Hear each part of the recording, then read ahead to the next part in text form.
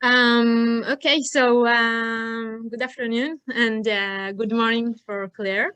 The whole subject of preventive conservation and the environment is something that we discuss a lot in our forum and of the collection management. And we, of course, know that the environment that surrounds the object and the collection, of course, is one of the biggest contribution to the object's preservation. And it's really simple to measure for these days because we have a lot of implement and data loggers. But today we want to hear how to get started with monitoring in the collection. Because it could be very, I'm not sure very, but it could be a scary task. So Claire will tell us about that. Claire Weinfeld is a painting conservation, and before joining the Conserv, she worked in private practice in New Orleans, Louisiana, and for 7 years at the St. Louis Art Museum, where she led the institution's light monitoring efforts. She graduated in 2010 from the sunny Buffalo State College, Art Restoration. Thank you very much for joining us and for the lecture, and the floor is yours. Great, thank you. Well, thank you everyone for joining us this afternoon. I really appreciate your time and interest. I will share my screen here so we can see the program set up.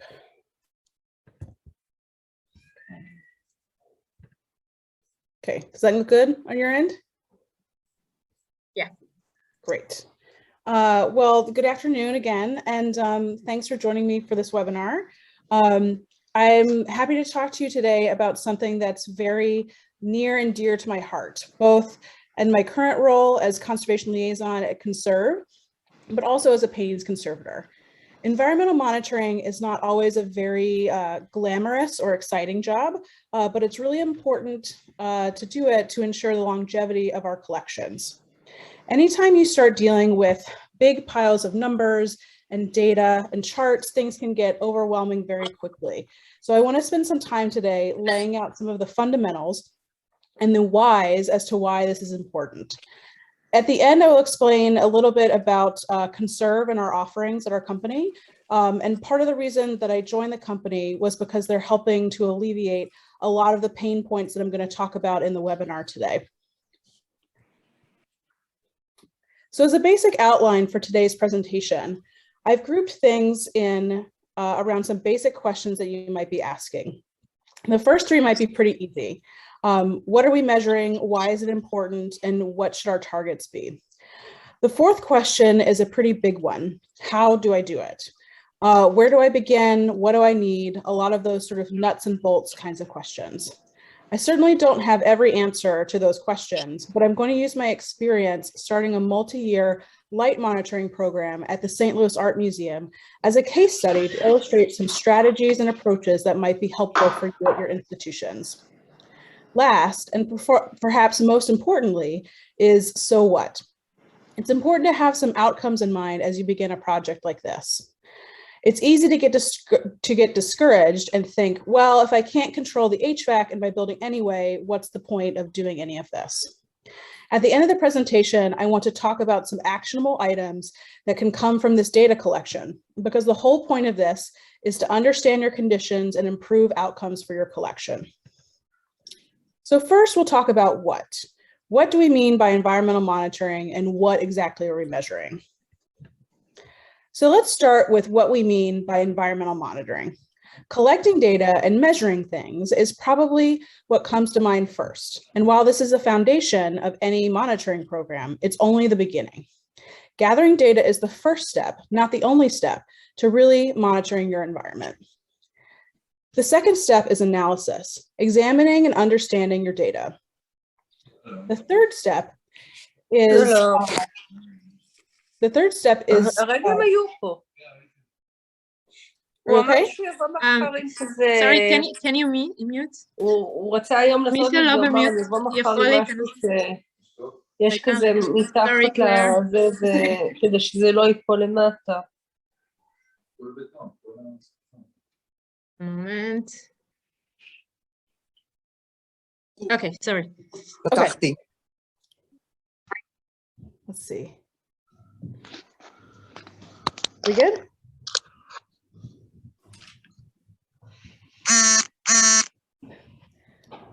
So the third step is sharing and communication to build consensus and make decisions with key players in your institution. In museums, we're usually working as a team. Even as a conservator, I'm never the only decision maker for collections care, particularly when there's something as global as the HVAC system or the building's architecture. It's critical to build support and get buy-in from your whole team. The final step is taking steps to improve your outcomes. Even if it's small steps, there are always actionable steps you can take to improve the environment that surrounds your collection. To go back to our basic question outline, data collection includes the what, why, and the how of doing this, while analysis, sharing, and outcomes are the different aspects of the so what question. It's important to keep in mind the subsequent steps in the process because they're all interconnected. So what are the things that we're measuring when we talk about the environment? You may be familiar with the 10 Agents of Deterioration, which were identified by scientists at the Canadian Conservation Institute and the Canadian Museum of Nature in the 1990s. This list is a summary of risks and factors that can damage your collections and are helpful when thinking about mitigating risks to your collection. Of particular importance to us today are light, incorrect temperature, and incorrect relative humidity. These are the three main things that we measure, monitor, and think about when we are considering our collection environments. This brings us to the why question. Why is environment such a big deal? We'll start with light. You've likely all witnessed the effect of light damaged objects, even if it's personal items in your home, such as old photographs. Organic materials and colorants are the most sensitive to light, but that includes all things which originated from animals or plants, including paper, cotton, linen, wood, parchment, dyes, silk, feathers, oils, and resins. And also almost all synthetic dyes and plastics, because their chemical structures are so similar to those of organic materials. Light damage is irreversible, cumulative, and speeds the rates of degradation. The damage from light is manifested not only in color change, but also in the structural weakening of materials. The next risk is incorrect temperature. Extreme temperatures can cause a host of problems. At high heat, you can risk softening or melting certain materials. And in the case of the archaeological pot on the left, the adhesive used to repair it softened so much that the whole pot has collapsed. Many chemical reactions leading to degradation, like those in cellulosic materials like paper, are accelerated by heat. Some cultural institutions have opted to store photographs and plastics in lower temperature storage, specifically to slow down these reactions. Freezing temperatures can cause certain materials to embrittle, such as paint layers, and of course, a frozen pipe can create a host of other problems.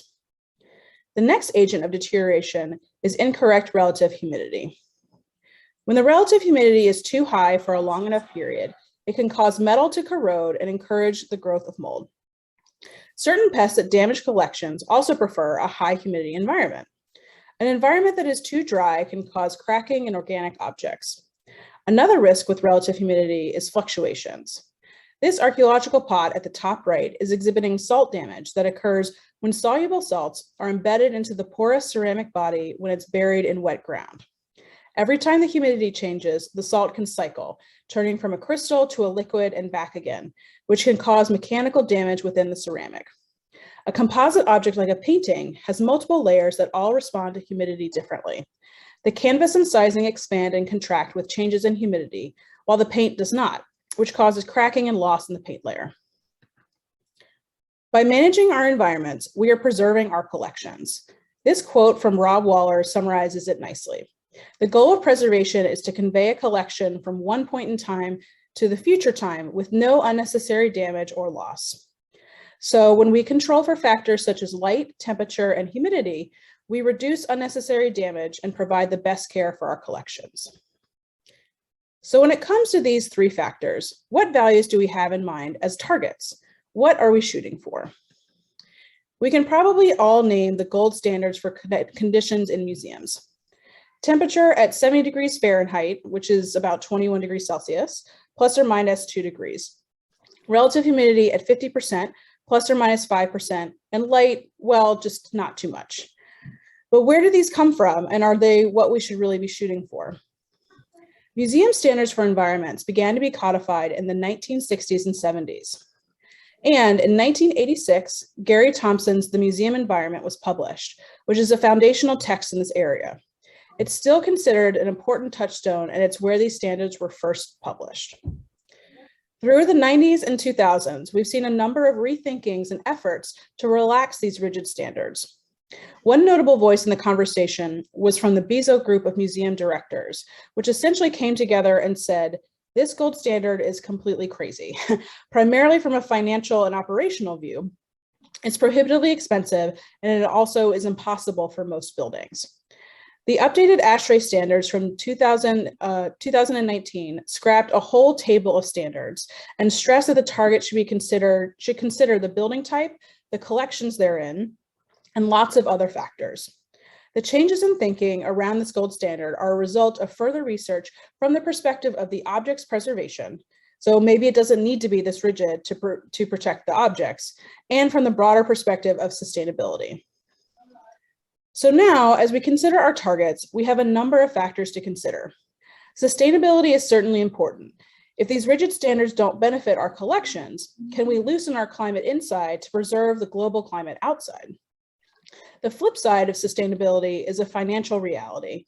It is very expensive to try to keep these rigid gold standards. If we're talking about conserving resources, money is also a finite resource. If we can save money on our HVAC systems, that money can be used for something else more productive or beneficial for our collections. One major factor I haven't mentioned is that these museum standards were also made in part for human comfort. Because humans visit these collections and have certain human expectations for the climate. Lots of materials benefit from conditions outside of these gold standards, but how do we balance the needs of our viewers and what is ideal for our collections? There's also the building itself to consider. For some buildings, it's harmful to the building envelope to try to keep this rigid standard, and the wear and tear on the building in turn harms the collections therein.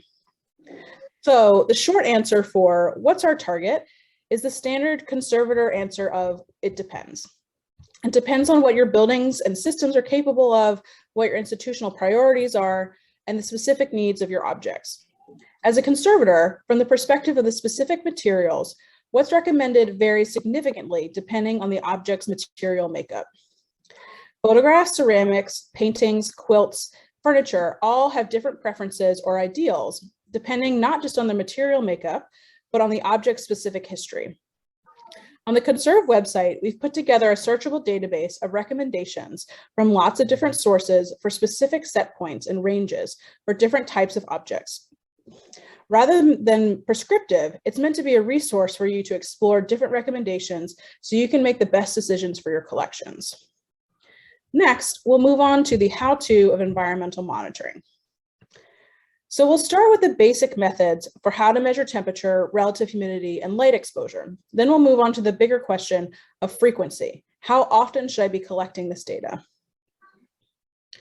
Temperature might be the easiest to measure. Just grab a thermometer or check the thermostat. Both of these are readily available methods for single points in time. When you think about continuous monitoring, there are analog versions, such as a traditional hygrothermograph, which has two arms that measure temperature and humidity on paper, and digital data loggers, which can provide real-time data or a log of data to be downloaded by the user.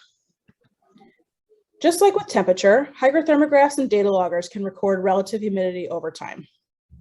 And like thermometers, there are some devices that can take spot readings of humidity as well. Sling psychrometers are fun to use, but they can be tricky to use and get reliable results.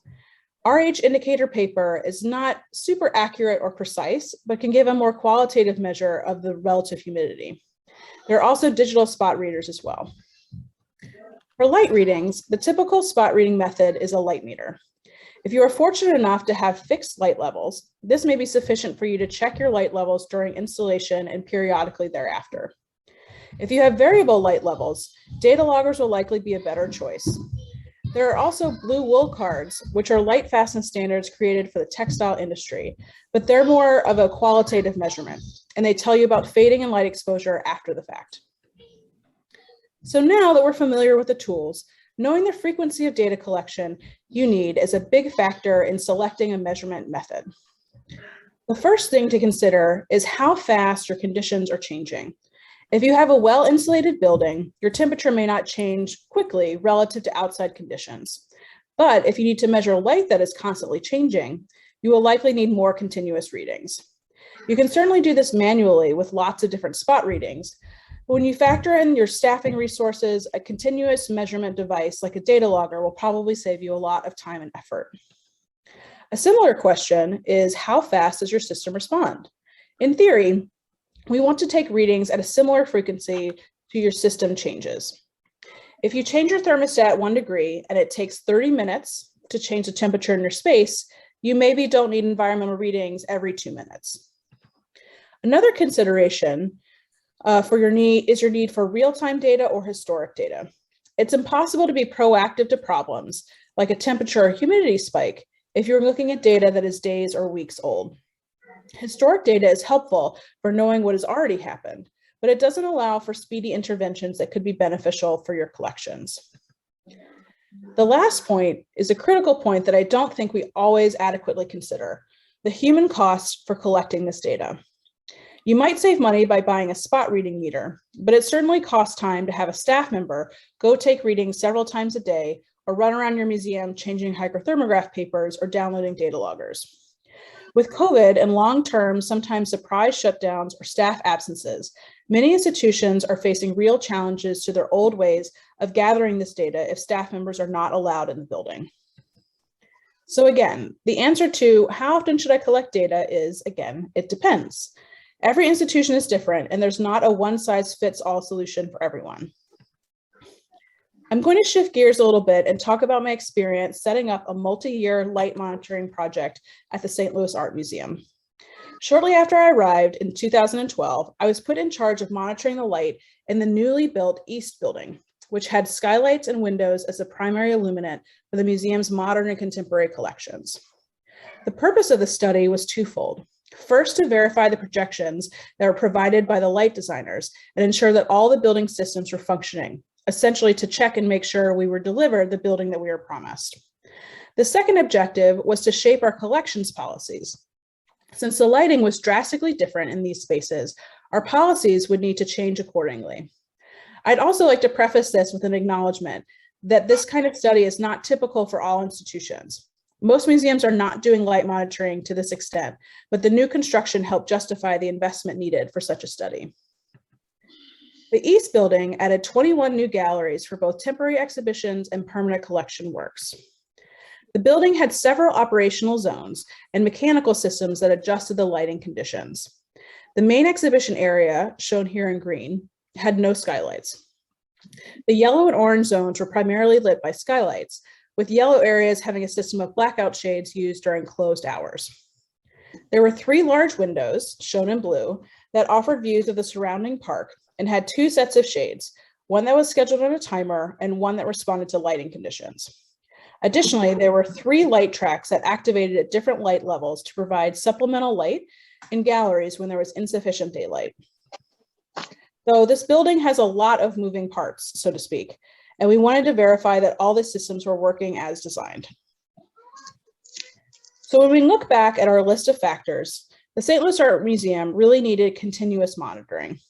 Lighting conditions were constantly changing because of the reliance on skylights, and the system adjusted often based on those constantly changing conditions.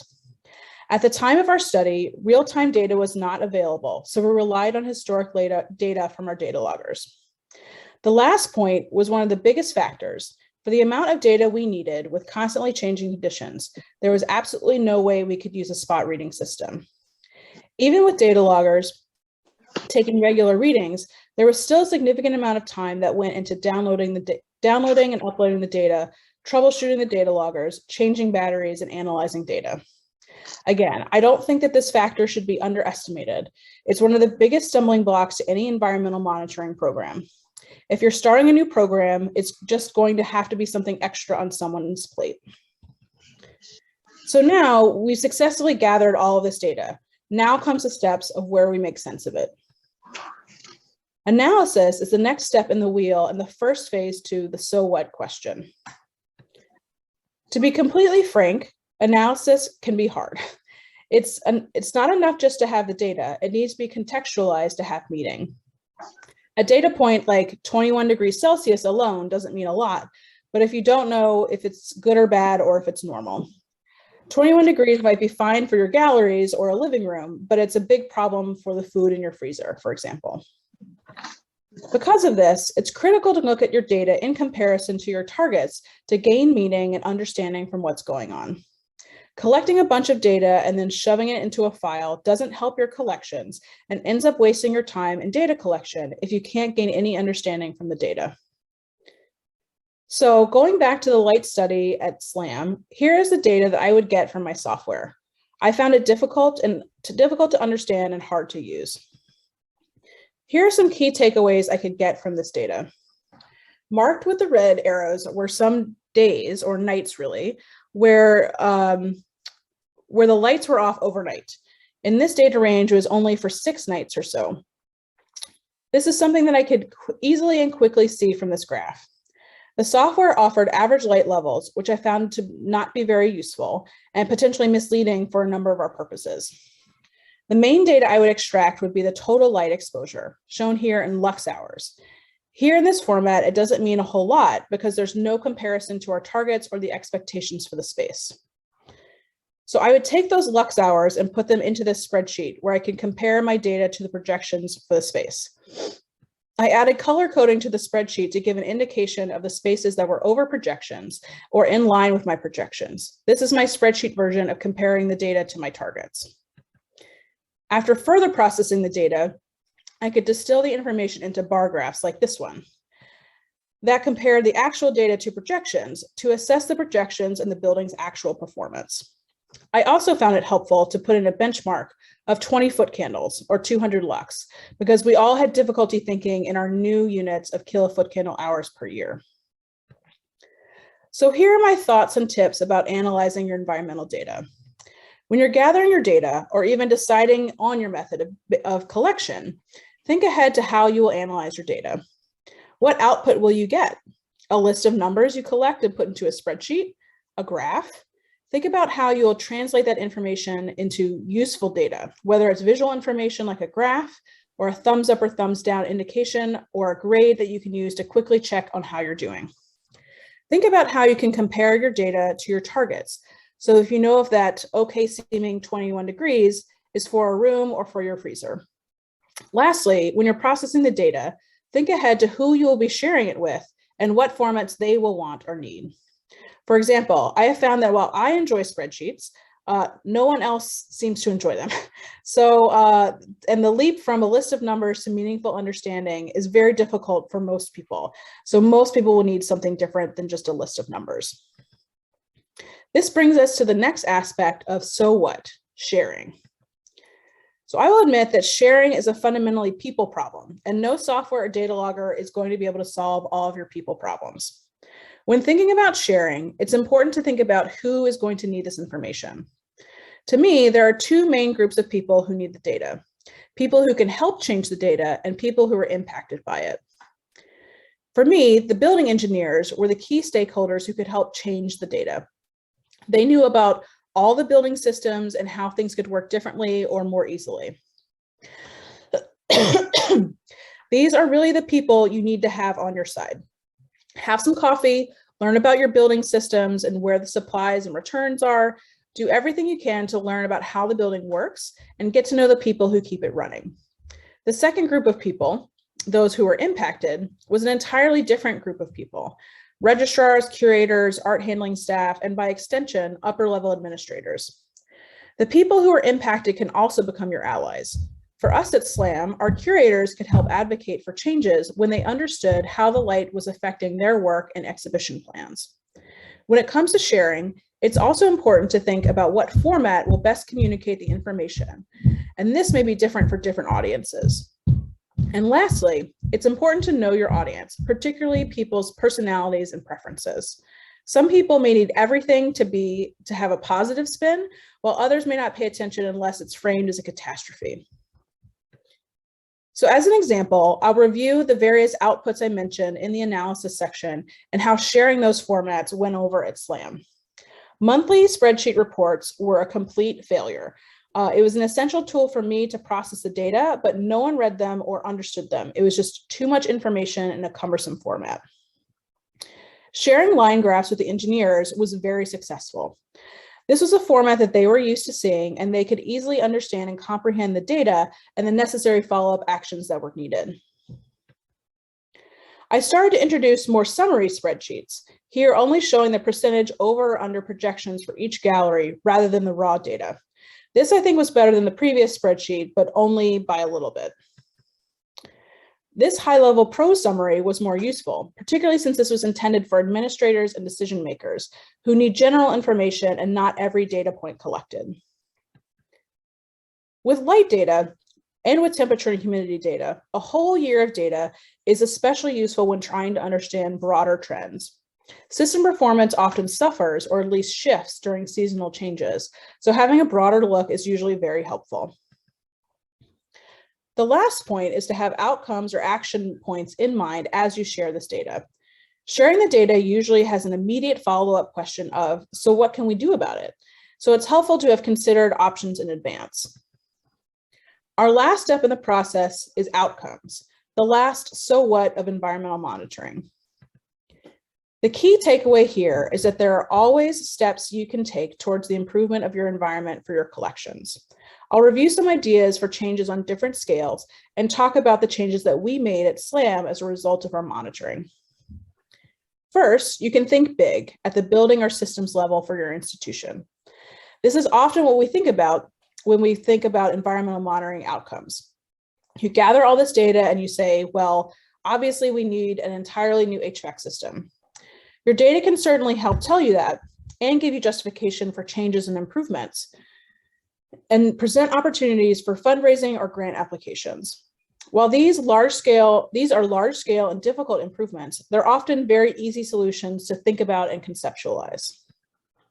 Next, we can think about medium-sized changes on the room level. These interventions can make significant differences in your building environment and don't require entire systems to be replaced. Think about things like closing shades or drapes, keeping doors open or closed, installing light reduction or UV film on the windows. You can locally troubleshoot HVAC issues by adding humidifiers or dehumidifiers or walls or other barriers, depending on what you need. You can push for visitor-activated lighting for sensitive displays, even if you can't change the overall light in your building. You can also institute museum-level policies. Seemingly small rules like turning off lights when leaving a space can make a big difference on the exposure to your artworks. Lastly, you can think small on the individual object level. While this might seem like sort of a small game to play, it's actually the approach that many groups are suggesting now, providing looser or more sustainable practices for the overall building and address needs for specific objects on the individual object level. One common example of this is the use of microclimates, or sealed casework that's conditioned to a certain level, usually for relative humidity. In the picture on the right, a tray of conditioned silica gel is placed within a sealed case, and it keeps the humidity at a certain level that's different from the general room level. You can also think about enclosures, whether for display or storage. We would make sealed display packages for particularly sensitive paintings that were going on loan. The idea is similar to a microclimate with an airtight seal around the object. Even in storage, something as simple as a paperboard box can help buffer swings in temperature and relative humidity, not to mention minimizing light exposure. Rotational relocation is another option. Sometimes you might find that exterior spaces are more volatile than interior ones, so it may benefit your most sensitive material if you move them to a different space. Even if you can't change your light levels, maybe the solution is to rotate what's on display. Similar to visitor-activated lighting, simple covers over works is a low-tech way to reduce light levels, both in storage and on display. With any of these solutions, big or small, it's always more convincing when you have data to help justify your changes. So here are some of the changes that we implemented at the St. Louis Art Museum as a result of our light studies. We began closing skylights in select galleries, particularly in spaces with loans or light-sensitive works. We installed neutral density film in the skylight spreaders in select areas, which help reduce the overall light by 33%. We also experimented with walls or barriers at the entrance to our main exhibition space to help reduce daylight intrusion from the lobby. But a lot of our changes weren't building modifications. They focused on policy changes at the museum. The collected data directly informed our rotation schedule, so conservators, curators, registrars, and art handlers could all work together to schedule regular rotations of light-sensitive works. We began tracking light exposure for works in daylit galleries and all textile and works on papers throughout the entire museum. Our registrars began adding light exposure history reports to all outgoing loan requests, so everyone considering loans could review the recent and historic light exposure for artworks. And we also instituted a flagging system in our collections database for light-sensitive works.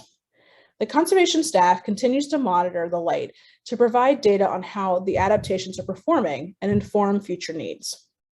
As I look back, the awareness raised by the monitoring program is one of the biggest benefits of the work. Lighting is now something that is more considered and topical for all collection staff.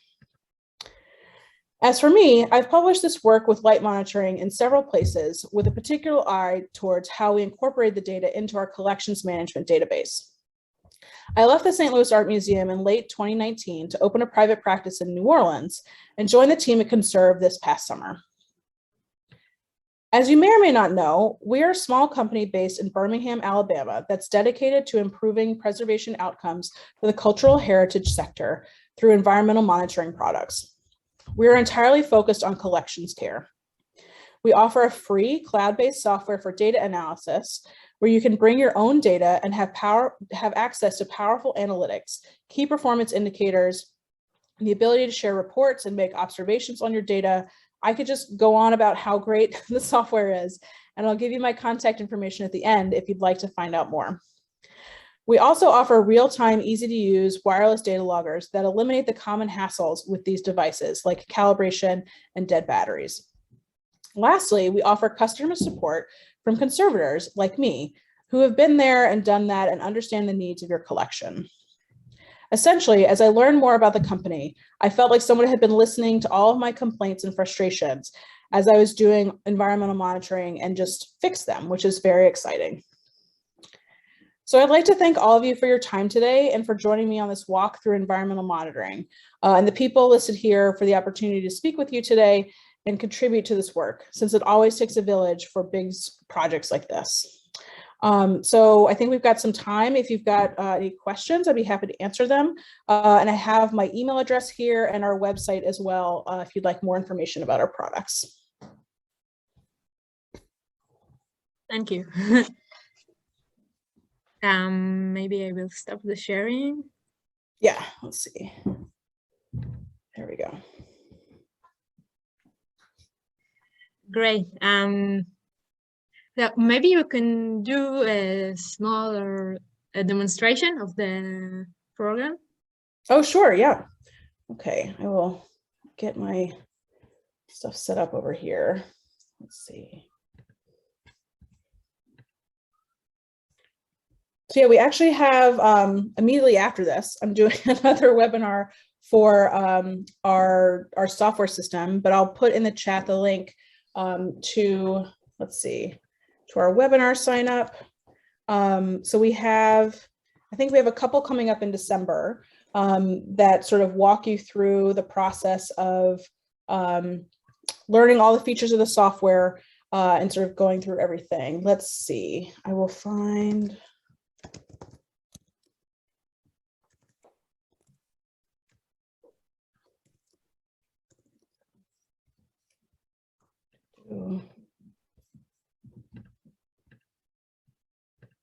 Okay, and we can share our screen here. Okay, does that work? Uh-huh. All right, so the software is browser-based, so you can get it on any computer. We also have a mobile app for your phone.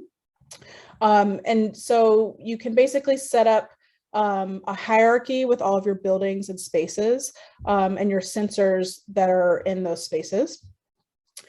We have customizable levels. So the levels will essentially, these are your parameters for your environment. We have some here that are sort of templates, but you can change them at any time and make new ones. So you can make new levels for summer and winter settings, if you have shoulder periods, if you have a building that has temperature control but not humidity control, you can sort of adjust all of those factors as you'd like. We also have targets for light exposure, both level and quantity. So the example I use for quantity is if you have a storage space where you only expect the lights to be on a couple hours a day, you can set a limit here for your light levels. So it can send you an alert if you have more than 2 or 3 hours of the lights being on, for example. So that way, you know, someone left the lights on when maybe they shouldn't have. The sort of bulk of it is here in this, the analyze view here. And I will say, so our sensors are not currently available for sale in Israel. We are a small and sort of growing company, so we are gradually expanding. So I guess stay tuned for when we'd be able to have our sensors there. But the nice thing about the software is that you can bring in any data loggers or building systems that give CSV files, which is sort of a standard data format. And you can import that into the software and use the analytical tools that are here. So here we're looking, this is a data logger that is in our office in Birmingham, Alabama. And actually, let me change to Celsius here. So everyone, we're in a better place here. Save changes. Okay. So here, so our data logger is in a place that's, you know, an office space that's not terribly well controlled. Where to go? So yeah, so here we have our relative humidity. So this green band is the level that we had set. So we had, you know, we're sort of, this is our target for where we want the humidity to be. We have a sort of break in our data. I don't know what happened there. I think we maybe went out of town and took them to a conference. But over here on the right-hand side, there are these key performance indicators. This is something that we borrowed from the business world that sort of gives you a snapshot view of how your environments are doing. If you hover over them, they'll explain each one. We also have articles on our website that sort of go into further depth about what these mean. But here, this first one, we were in range for our temperature for only 14% of the time, but in terms of fluctuations, we were in range 96% of the time. So it's sort of different ways to get a quick view of your data and sort of understand how you're doing. We also have a mold risk indicator, a damage index, which is essentially time-weighted preservation index. And this Conserv score is based on some findings from the Canadian Conservation Institute and basically judges how you're doing based on fluctuations. Down here on the bottom, this green line is where our target is. And these bar graphs sort of show you the sort of fluctuations in a given day. You can change your sort of range, the sensors you're looking at, but also your aggregation. So we were looking at a daily average, and so this one is by 15 minutes. So you'll see will be a lot more variation in the data. So this is sort of more typical. One of the great things about the software is that you can go to a point, say right here, and I'm right clicking. It's sort of hard to see on a presentation, and you can add an observation to the data. So this observation can be about the room level, about the sensor. So if it is a rainy day, you know, and that explains the high humidity. If it is you know, if the lights were left on, if you walked in at that point and you just felt really hot inside, you can include all that information here under observations. Then they will appear down here on the bottom of the screen on this little timeline. So this is a great way to put your all of your data in context. If you have an HVAC shutdown for the weekend, you can make a note of it in advance. And so that way, if you see aberrations in your data, you have a better understanding of what sort of happened. And you can do start time and end time as well. So if it goes on for a whole week, you can record it for a whole week as well. You can also show, let's see, you can show, depending on how your aggregation is set up, you can, let's see, we'll go back to daily. You can show weekends. So if you have more viewers on weekends and you expect sort of spikes in temperature or humidity, you can indicate those on your graph. You can also show the local weather. We pull in local weather data from sort of the nearest stations through a sort of third-party aggregator. So that gives you context of, you know, hey, was the temperature really crazy because it was crazy outside, or is our building doing something different? I'm not sure why this isn't showing up. We'll go back to here. But it's useful context. You can also auto scale so we can see it on the graph here. So, you know, right here, you know, we're sort of following the weather. That makes sense. But somewhere else, we might not have been following the weather. And so we might have questions about what's going on. This observe tab, you can see sort of brings together all of your observations together in one place. So you can see them, and whether they're for a room, for a sensor, or apply to a whole building. You can sort of keep track of those here. We also have different kind of reports you can run. You can share a view. So if you have a view that you want to share with your facilities manager, it will bring them to this exact place in the software, and then they'll have all the tools to be able to sort of play around with the data. You can also create a report and choose if it includes what information it includes, observations, KPIs, your graph. And we also have reports here that are more summary reports. So this one might be helpful for upper level administrators. This one is actually specifically designed for the AAM facilities report that registrars and collection staff here in the States have to submit for approval for like reaccreditation every few years. So it sort of pulls all that data together in one place. When you have our sensors, you can add alerts. So let's see. You can say, you know, if it's above a certain value, if it is outside a specific range. So you can customize these based on who to identify and how to notify them. So if it's slightly out of range, maybe send me an email to my work account. If it is, you know, terribly out of range and there's a major problem, push to my phone through the app every hour until it's resolved. So you can customize these for all the different members of your team. We also, let's see, import is where you would import your CSV files from other data loggers that aren't ours. Ours will import and upload every 10 minutes automatically to the cloud. So that way you don't have to run around collecting data, wait a month to collect data. It's just sort of always live in the software. We also have an integrated pest management section. And this will essentially give you a place in the sort of similar hierarchy to organize all of your traps. So it doesn't do it it doesn't identify things for you. I will say not yet. It's something that we're sort of dreaming of eventually with more AI and sort of advanced analytics. But it does give you a place to sort of organize it. You can add them here. We'll add, just to sort of see, you can pick if it is a pheromone pest or a sticky pest monitor.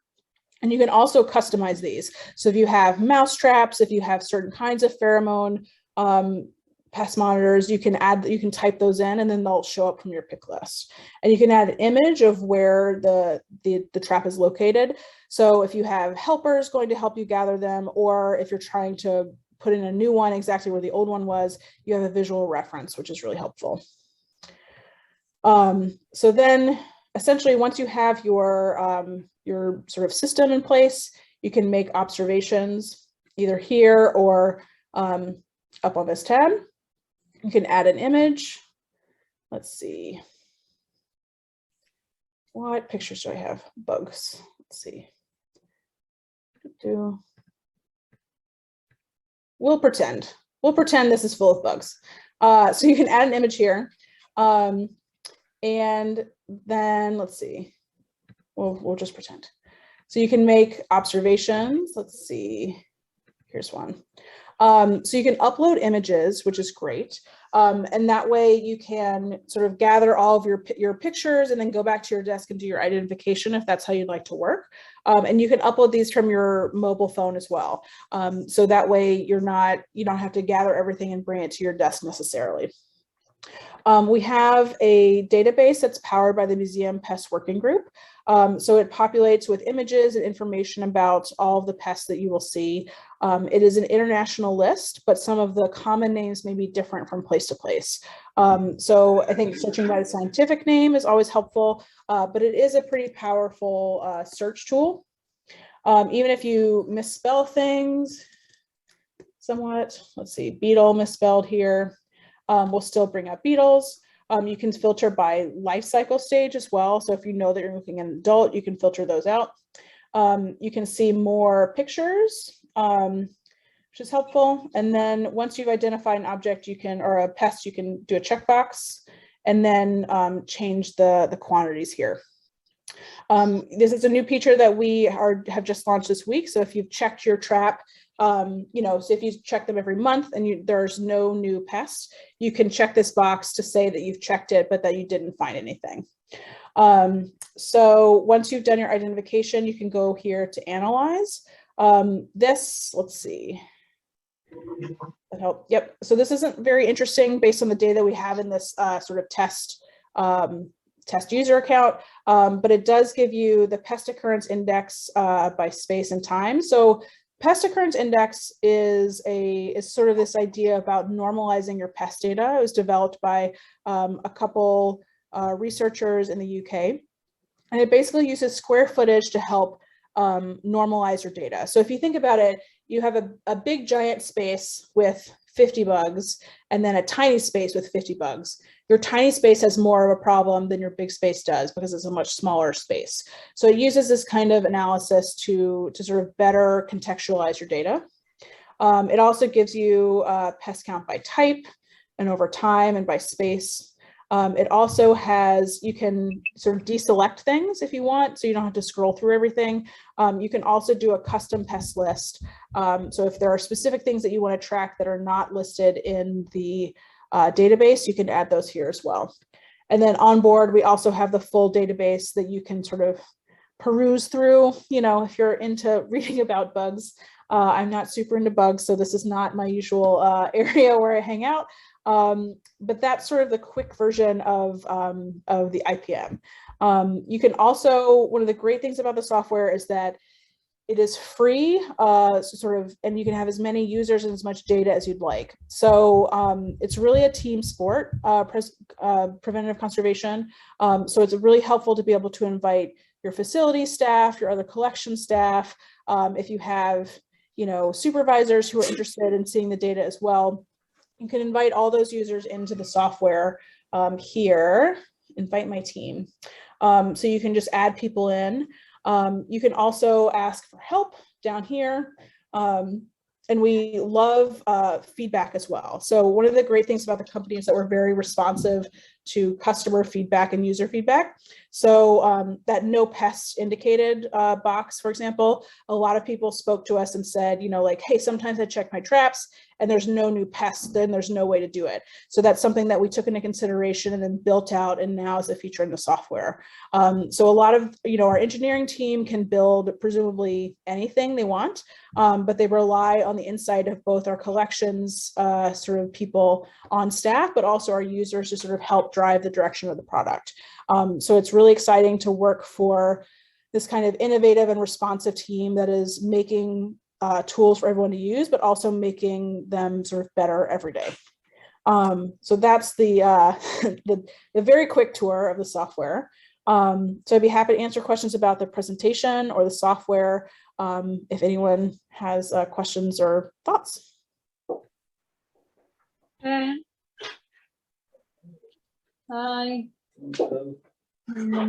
Anybody has any question? May I? Yeah, you can. Hi. Good. An amazing presentation. I wish more archivists would attend it. And do you serve archives as well? Yes, we do. So we sell to our sort of clients or anywhere that have collections. So museums, galleries, you know, historical societies, libraries, certainly archives, private collections. But unlike a lot of sort of major data logger manufacturers, we don't sell to agriculture, restaurants, hospitality, medical, all these sort of larger industries. We're sort of specifically focused in this sort of collections and preservation area. Okay, we will consider invite you to one of our conference days of the Association of Israeli Archivists. Thank you very much. Oh, sure. And I can also give, we do, so we do our webinars that sort of do a more in-depth version of the walk through the software. And we can certainly do those for your groups as well. So if you've got, you know, people who want to have a presentation, we can do that certainly. We're sort of happy to help people get started. Okay. Thank you very much. Yeah. Any other question?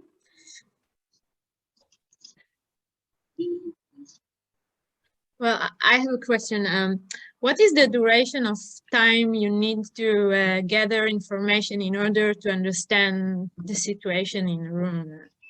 Yeah, so it sort of depends on, you know, one thing that we found actually in St. Louis was that the light projections over the year, they sort of came out in the wash at the end, but the winter was not, we found that our light fluctuated more with seasons than they had expected.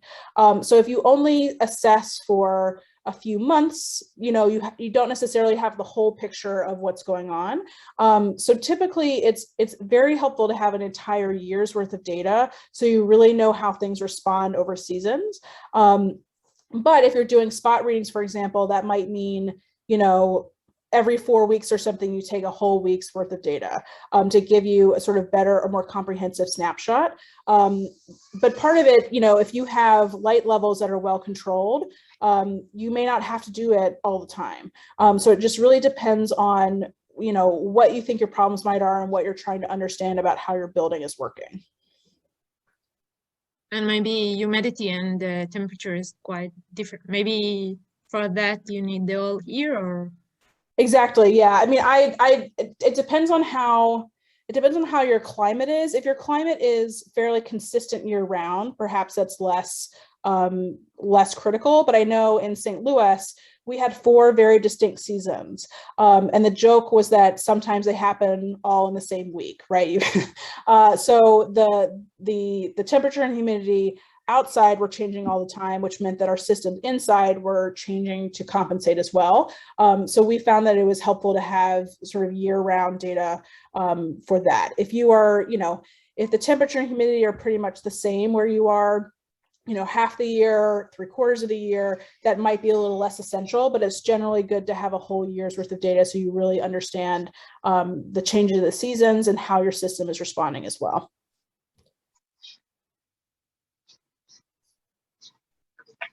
Okay. So if there isn't any other question, I will thank you again. Of course.